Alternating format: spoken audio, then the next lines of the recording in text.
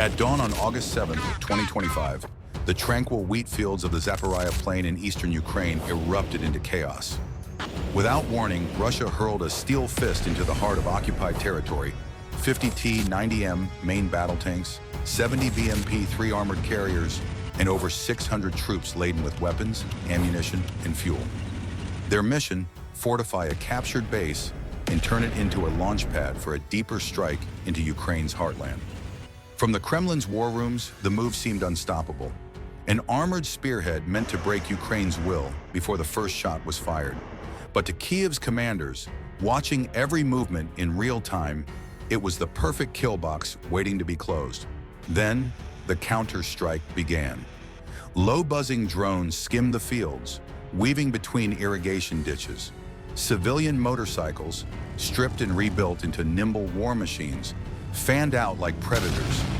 Explosions ripped through fuel trucks, sending shockwaves across the flatlands. Airborne mines burst overhead, spraying molten shrapnel into advancing infantry. Amid the smoke, a lone Russian conscript stumbled from a burning APC, only to vanish in the blinding flash of a second blast. Would Russia succeed in reinforcing its new stronghold? Or had it driven its soldiers straight into a trap? And what battlefield tactic was about to leave even NATO's war planners stunned? Find out. 5:45 a.m., August 7th, 2025, Eastern Zaporizhia region, Ukraine. The dawn sky was still painted in cold gray when the last flicker of diplomacy died. For weeks, Moscow had pressed a single, uncompromising ultimatum. Ukraine must withdraw its forces at least 50 kilometers from every base Russia had seized since the war began. It was a demand that would carve away Ukraine's strategic depth and leave over 1.2 million civilians inside direct artillery range. President Vladimir Zelensky did not hesitate. His answer, transmitted over secure lines, was blunt: not one step back. The Kremlin's reply came not in words but in steel. At exactly 6 a.m., Western military satellites picked up a surge of Russian armor pouring out from the ruins of a captured airfield near Melitopol. Leading the advance were 50 T-90M main battle tanks, 48 tons apiece, each armed with a 125mm smoothbore cannon. Alongside them, 70 BMP-3 armored personnel carriers rumbled forward, carrying more than 600 troops and 40 tons of small arms ammunition, mortar shells, and anti-tank missiles. The convoy stretched 3.4 kilometers, a steel serpent of over 120 armored vehicles. Fuel trucks and cargo haulers followed, hauling enough diesel, rations, and munitions to sustain a 10-day frontline assault. Combined, their engines roared with over 65,000 horsepower, churning up dust and the acrid scent of diesel. The mission was clear: reach the fortified base within 4 hours, reinforce it with fresh armor, and use it as a springboard to drive deep into Ukraine, potentially as far as Dnipro, just 120 kilometers away. To Moscow, it was a show of force meant to intimidate Kiev into submission. To Ukrainian commanders tracking every meter of progress in real time, it was something else entirely. A gift-wrapped target, exposed and moving in tight formation. The perfect moment to strike first, and a never-seen-before battle plan was about to be deployed. Before we reveal what this plan is, tell me where in the world you're watching from.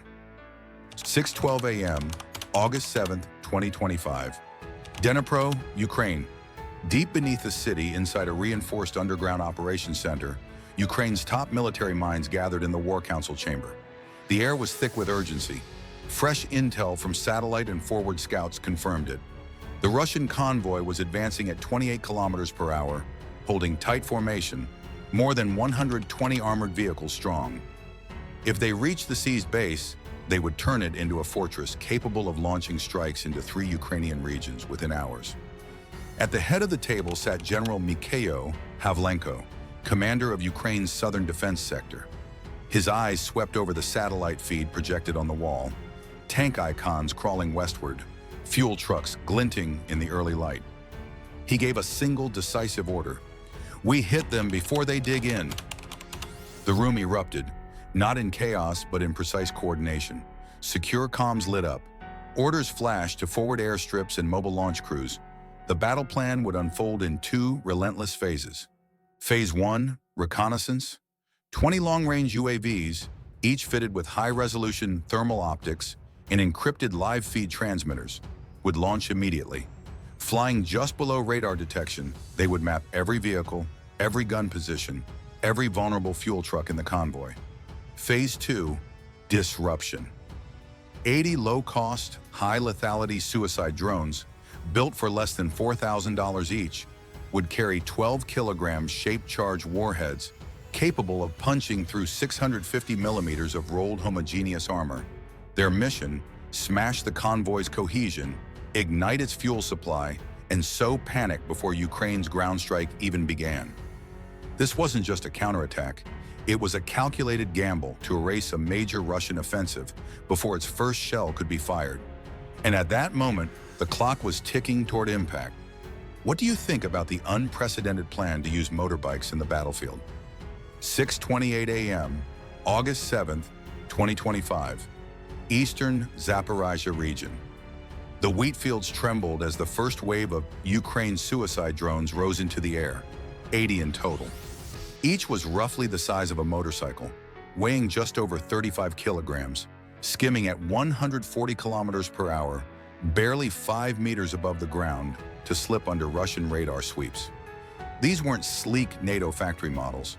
They were built in hidden workshops for less than $4,000 apiece, yet each carried a 12-kilogram copper-lined shaped charge designed to focus explosive force into a molten jet capable of punching through 650 millimeters of rolled homogeneous armor, enough to burn clean through the side plate of a T-90M tank.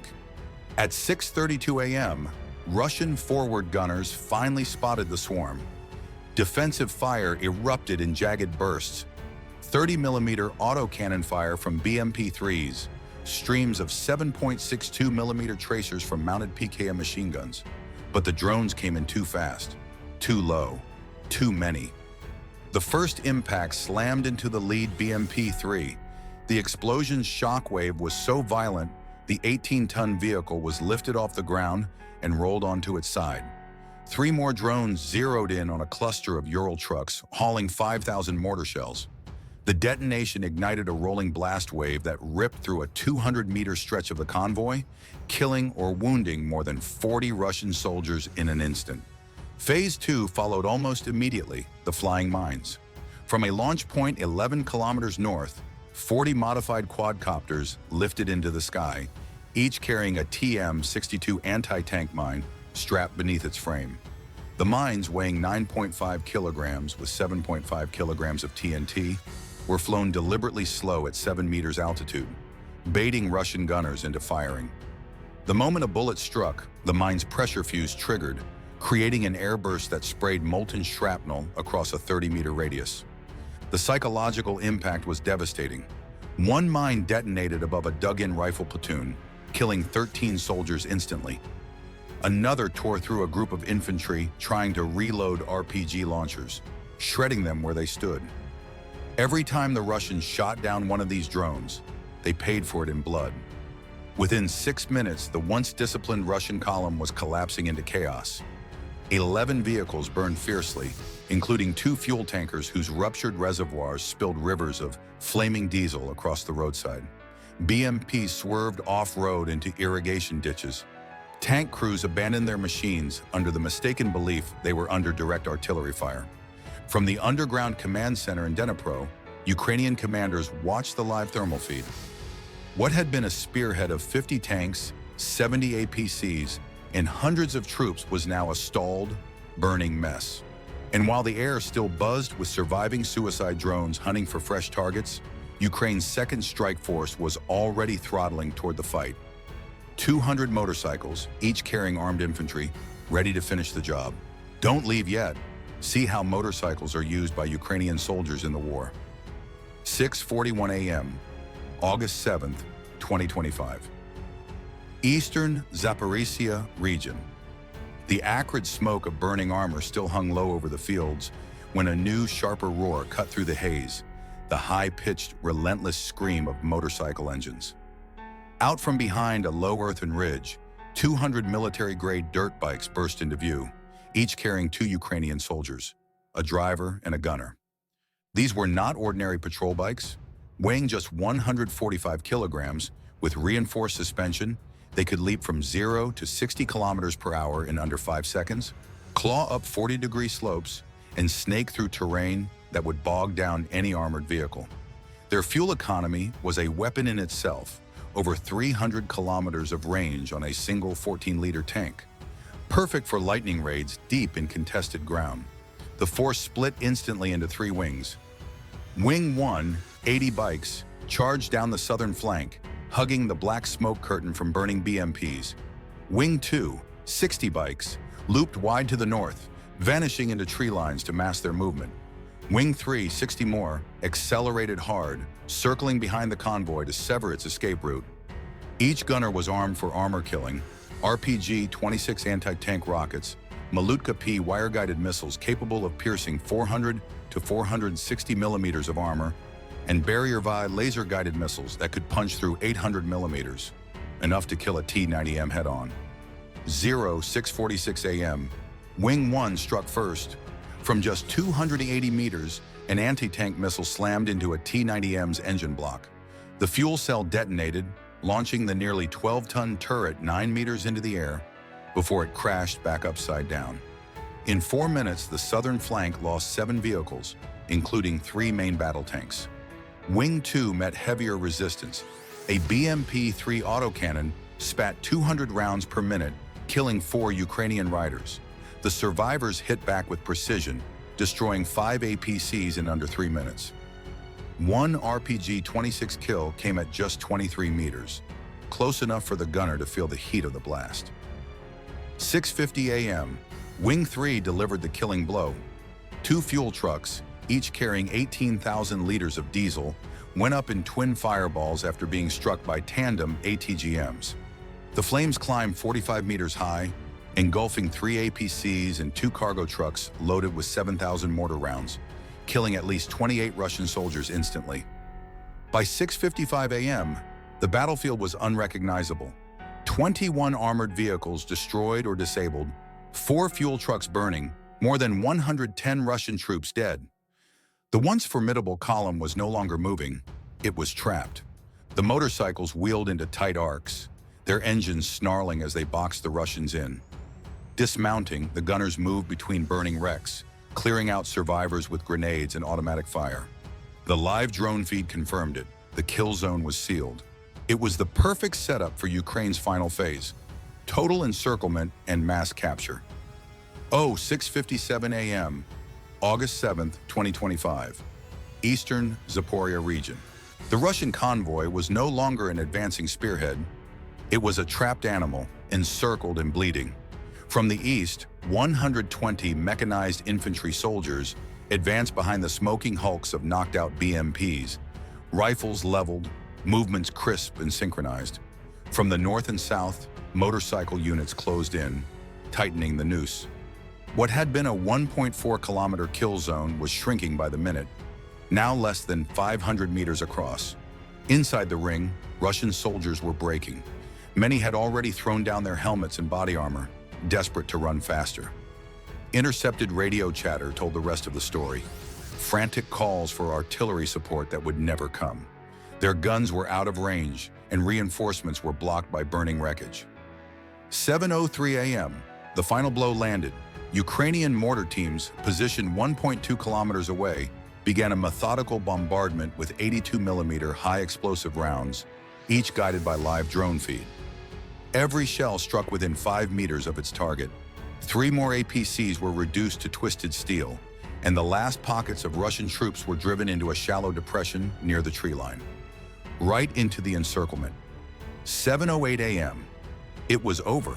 Surrounded on all sides, cut off from command, their vehicles in flames, the surviving Russian troops surrendered. The tally was staggering.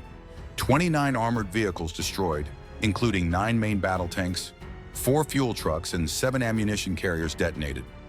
Over 140 Russian soldiers killed, 180 captured alive, including 2 company commanders. By 7:15 a.m., Ukrainian combat engineers were already moving through the battlefield, cataloging the spoils: over 400 rifles, 60 machine guns, 35 RPG launchers, and tens of thousands of rounds, ready to be redistributed to the front lines. For Russia, the loss of men, armor, and supplies in less than 40 minutes was not just a battlefield defeat, it was a humiliation. In a span of just 95 minutes, from 5:45 to before 7:20 a.m., a Russian assault force worth hundreds of millions of dollars was erased from the battlefield. What began as a confident push to expand control in eastern Zaporia ended as a smoldering graveyard of steel and shattered morale. The numbers told the scale of the disaster. 29 armored vehicles destroyed, another 11 disabled, over 140 Russian soldiers killed, 180 captured alive, including 2 company commanders. The weapons haul alone was enough to rearm an entire Ukrainian brigade. More than 400 rifles, 60 machine guns, 35 RPG launchers, and tens of thousands of rounds of ammunition. But the true impact was psychological. The Kremlin had sent its armor forward expecting intimidation, only to have it dismantled by speed, ingenuity, and precision. Ukraine's victory was proof that adaptability could outmatch brute force. Drones costing less than a Russian soldier's helmet had crippled multi-million-dollar tanks. Motorcycles, faster, lighter, and more maneuverable than any APC, had outflanked and trapped an entire mechanized column. For the Ukrainian soldiers who fought that morning, the win was etched not in numbers, but in the silence that followed. The still smoking hulks, the stacked rifles of surrendered enemies, and the knowledge that their homeland stood unbroken. For the world watching, the message was unmistakable.